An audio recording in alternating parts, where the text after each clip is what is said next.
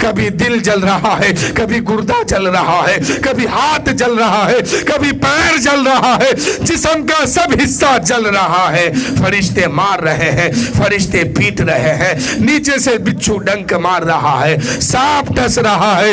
ایسے عالم میں وہ چیخیں گے، چلائیں گے اور کہیں گے اے میری ماں مجھے معاف کر دو، تیرا بیٹا جل رہا ہے۔ کوئی کہے گا میرے باپ مجھے معاف کر دو، تیرا بیٹا جل رہا ہے۔ وہ ماں وہاں بھی کہے گی، وہ باپ وہاں بھی کہیں گے بہت اچھا ہوا ہے کہ تم جل رہے ہو، بہت اچھا ہوا ہے کہ تم کو عذاب ہو رہا ہے۔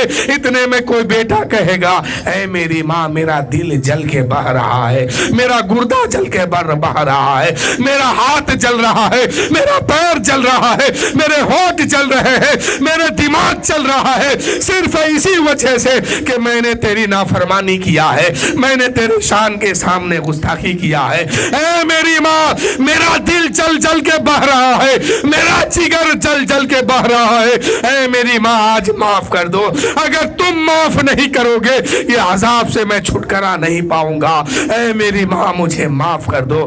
ماں کہے گی، وہ ماں جس کی نافرمانی کیا گیا، وہ باپ جس کی شان میں گستاخی کیا گیا، وہ لوگ کہیں گے بہت اچھا ہے جلو بیٹے، بہت اچھا ہے جلو بیٹی۔ اس طرح کا جملہ جب کہیں گے میرے آقا فرمائیں گے، میرے آقا ارشاد فرمائیں گے کیسے ماں باپ ہو اب بھی رحم نہیں آتا ہے، کیسے ماں باپ ہو اب بھی تم اپنے بچوں کو معاف نہیں کرو گے، تیرا بیٹا جل جل کے ٹپک رہا ہے اب بھی تو معاف کر دو۔ میرے آقا کے کہنے پر وہ ماں باپ معاف کریں گے اور کہیں گے یا رسول اللہ آپ کہہ رہے ہیں تو میں ان کو معاف کر رہا ہوں۔ ایک باپ کہیں گے، ایک ماں کہے گی یا رسول اللہ آپ کہہ رہے ہیں تو میں ان کو معاف کر رہی ہوں۔ جب سارے کے ماں اور باپ معاف کر دیں گے تب حضور اللہ کی بارگاہ میں عرض کریں گے مولا ان کے ماں اور باپ معاف کر دیے ہیں، مولا تو بھی معاف فرما۔ تب اللہ فرمائے گا محبوب ان کے ماں باپ معاف کر دیا ہے تو ہم بھی اس کو معاف کر دے رہے ہیں۔ اب اس پر عذاب کو ہٹایا جائے گا، دوزخ سے باہر نکالا جائے گا، جل کے بالکل کوئلہ پتھر کے طرح ہو جائے گا، اس کو نہر حیات میں غسل دلایا جائے گا، خوبصورت بنایا جائے گا، تب جا کے جنت میں ڈالا جائے گا۔ آج لوگ بڑی آسانی سے ماں باپ کی شان میں گستاخی کر دیتے ہیں، بڑی آسانی سے کہتے ہیں دوائی میں سب پیسہ ختم ہو جائے گا اس لیے دوائی نہیں لاؤں گا، بڑی آسانی سے کہتے ہیں بڑا بیٹا کہتا ہے چھوٹا بیٹا لائے گا، چھوٹا کہتا ہے بڑا لائے گا، کل قیامت کے دن پتہ چلے گا چھوٹا اور بڑا دونوں کا۔ ایک ماں کا 4 بیٹا ہے، یہ چاروں بیٹے چھوٹے چھوٹے ہیں، ایک ماں تنہا اکیلی 4 بچوں کی پرورش کر رہی ہے بڑی آسانی سے، اور یہ 4 بیٹا اتنا بڑا بد نصیب ہوتا ہے کہ جوانی میں جا کر کے ایک ماں کی پرورش نہیں کر پاتا ہے۔ یہ کہاں کی انصاف ہے؟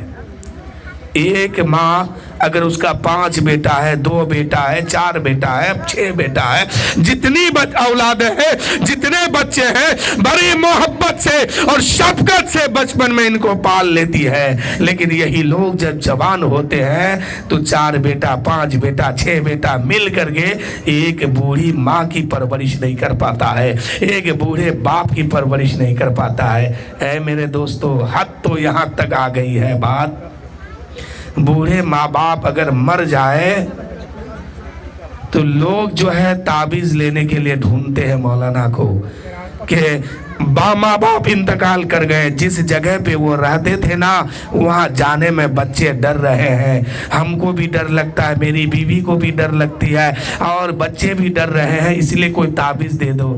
دیکھو میرے بھائی، جس بچوں کے لیے آپ اپنی آخرت کو خراب کر رہے ہیں کمانے کے چکر میں، پرورش کے چکر میں، آپ کے جانے کے بعد یہی بچے کیا نظر اور دماغ استعمال آپ کے لیے کرنے والے ہیں۔ 2-3 دن پہلے میرے پاس ایک تعویذ لینے آیا تھا، اس کی ماں یا باپ کو انتقال کر گئے تھے، اللہ نہ کرے ایسی اولاد کسی کا ہو. سیدھے آ کے کہا کیا ہم کو ایک ایسا تعویذ دیجئے کہ ان کا انتقال ہوا جہاں پر وہ رہتے تھے نا، اب اس جگہ پہ جانے سے بچے لوگ ڈر رہے ہیں. نعوذ باللہ، استغفر اللہ. ایک ماں اور باپ کے لیے یہ خیال ہے کہ چلے گئے تو جس جگہ پہ وہ رہتے تھے اس جگہ سے ڈر لگتا ہے، اور ساری دولت اس کی کھا رہے ہیں تو ڈر نہیں لگتا ہے. گھر اس کا، رہتے یہ ہے، دولت اس کی، خرچ یہ کرتا ہے، اس میں ڈر نہیں لگتا. تو اسی لیے میرے بھائیوں میں ایک جملہ اور کہہ دیتا ہوں کہ آپ کے پاس بچے ہیں، اللہ کی رحمت ہے، یہ اللہ نے کرم فرمایا، پرورش کیجئے.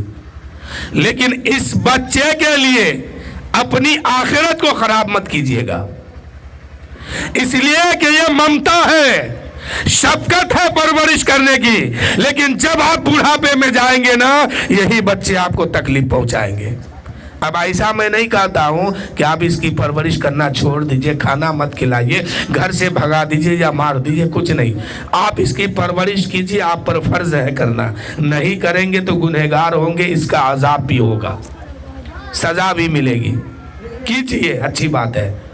لیکن کہنا میں یہ چاہتا ہوں کہ اس کو پرورش کے لیے، پالنے پوسنے کے لیے اپنی نمازیں پنجگانہ مت چھوڑیے، اپنی آخرت کو تباہ مت کیجیے.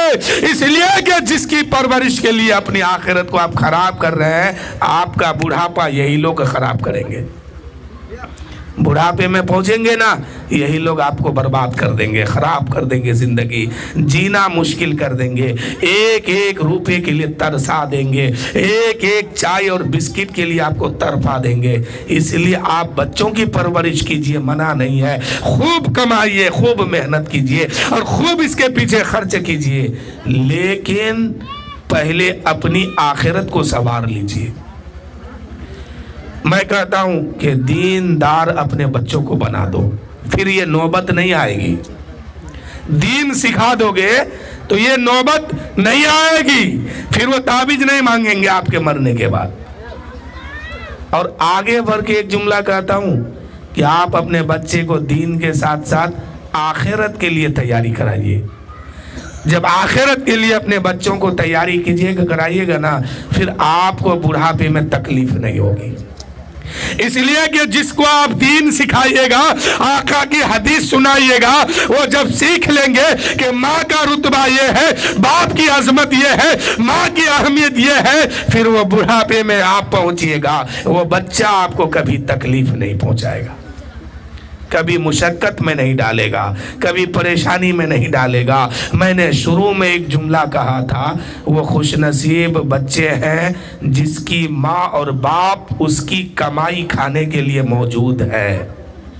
نہیں تو ان سے پوچھئے جس کی ماں اور باپ نہیں ہے اور خوب پیسہ اس کے جیب میں ہے، کتنی تکلیف اس کو ہوتی ہے، اور دل میں خیال ہوتا ہے کہ کاش میرا باپ ہوتا، میری ماں ہوتی، خوب خرچ کرتا.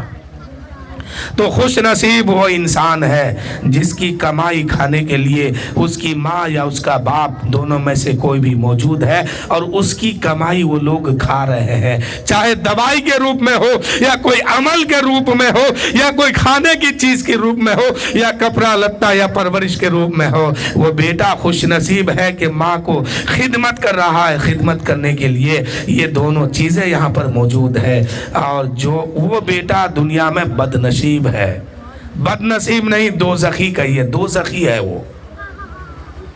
اس لیے کہ جو ماں اور باپ کو تکلیف دیتا ہے اور معافی نہیں مانگا، یوں ہی دنیا سے چلے گئے، تو قیامت کے دن جب یہ بچہ اپنی قبر سے نکلیں گے نا، اس کے پیشانی میں لکھا ہوگا اللہ کی رحمت سے یہ مرحوم ہو گیا، یا اللہ کی رحمت سے دور ہو گیا، حضور کی شفاعت سے یہ محروم ہو گیا، حضور کی شفاعت سے یہ دور ہو گیا.